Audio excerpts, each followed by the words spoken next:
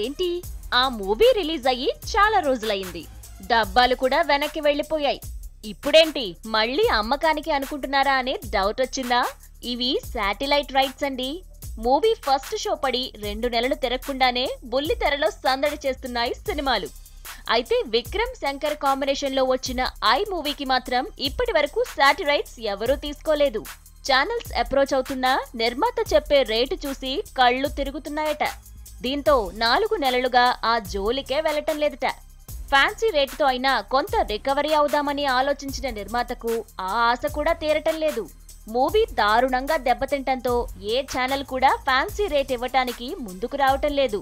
కనీసం 10 కోట్ల వరకు నిర్మాత ఆశిస్తుండటంతో ఇప్పట్లో బుల్లితెరపై ఐ మూవీని చూడలేమంటోంది ఫిల్మ్ ఇండస్ట్రీ.